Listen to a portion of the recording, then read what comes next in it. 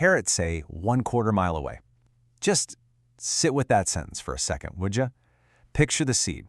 You are out in this beautiful rustic village setting. The fires are stoked, the woks are blazing hot, and suddenly a root vegetable is giving you turn-by-turn navigation.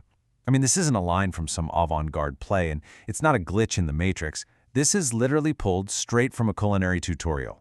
So today, we're going to unpack exactly how a seemingly simple cooking guide completely spiraled into one of the most perplexing and honestly fascinating transcripts ever recorded. Welcome to The Explainer. Okay, let's just dive right into this, because what we're looking at today is an absolute masterpiece of unintentional mystery. So our source material is this straightforward guide from the Village Cooking Channel. The official title: Mutton Fried Rice, Chinese Street Food Recipe Cooking in Village, Egg Fried Rice, Mutton Recipe. Right, so that title promises sizzling meats, tossing rice, rustic charm. But the actual transcript we get, it's a disjointed, weirdly poetic, and utterly chaotic collection of 40 words that delivers something completely different. We're going to treat this text not just as a translation error, but as a profound cinematic mystery that we need to deconstruct together. All right, Section 1, the grand welcome, from hospitality to accusation. Now, what's really wild to me here is the sheer velocity of the tonal shift. In literally a fraction of a second, we go from this classic, super inviting cooking show greeting, always welcomes you, to a sudden, pointed accusation of unknown wrongdoing. I don't know, what did you do? I mean, imagine walking into a friend's house for dinner, right? They give you a huge, warm hug and then immediately whisper in your ear that they know you're hiding something. It completely destabilizes you right out of the gate. Like, who exactly is being welcomed? And more importantly, what on earth did they do? Let's break down this chaotic emotional flow. So we start out in the green zone, right? Warm hospitality, but then bam, a sharp dive straight into suspicious accusation. And then, almost as if they're trying to reset that awkward tension, the narrator throws out this absolute gem: hello for night. Just a bizarre, almost alien greeting. It's kind of like the host suddenly forgot what time of day it was, or maybe they're addressing a completely different entity altogether. The structure here is absolutely fascinating because it actively prevents you from getting comfortable. It forces you to pay attention, because the standard social rules of a normal cooking guide, yeah, they've been completely thrown out the window. And then we arrive at this line: "That's all also mean everything. I don't know what you do. Return thank you."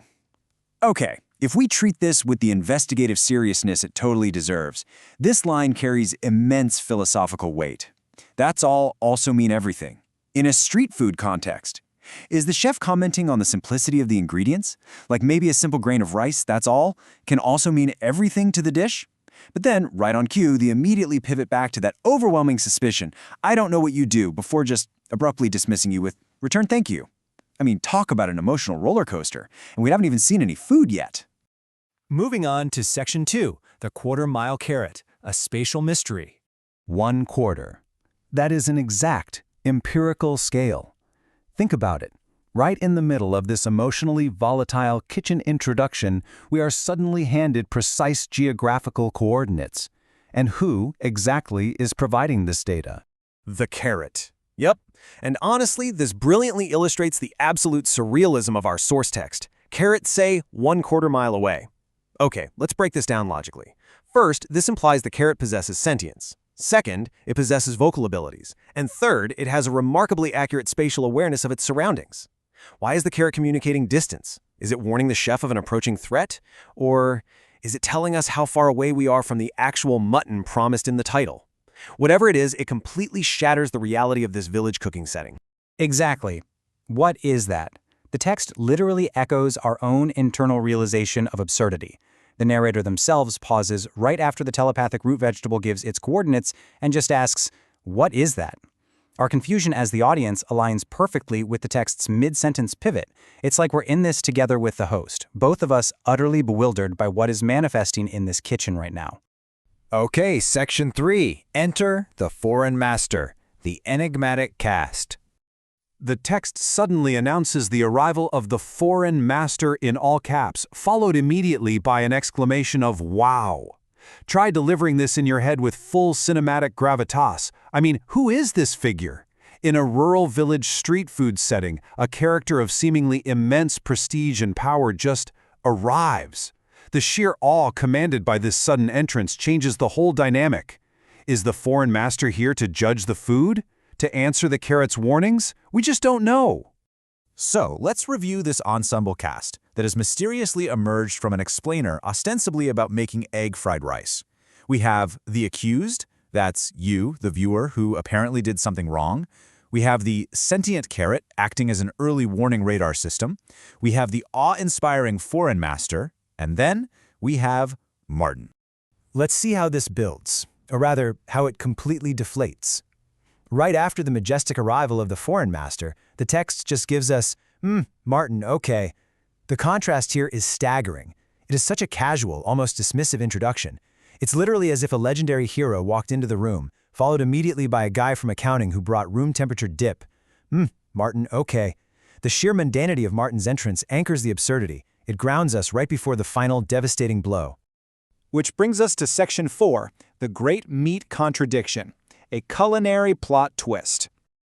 So, the absolutely crucial point here is this central paradox. On one side, we have the rock-solid promise of the official YouTube title, Mutton Fried Rice, Mutton Recipe. That is the whole reason we're here, right? But on the flip side, at the absolute climax of our transcript, after the accusations, the talking carrots, the arrival of Martin, the narrator abruptly declares chicken fried rice. It is a stunning, fundamental betrayal of the core premise. It's the ultimate culinary bait and switch. Step 1, you title your dish a mutton recipe, drawing in a very specific, hungry demographic. Step 2, at the very last moment, amidst total narrative chaos, you declare it is chicken fried rice. It forces us to question the very nature of the dish being prepared. Was there ever any mutton to begin with? Did the foreign master replace it with chicken? Actually, is this what the carrot was trying to warn us about from a quarter mile away?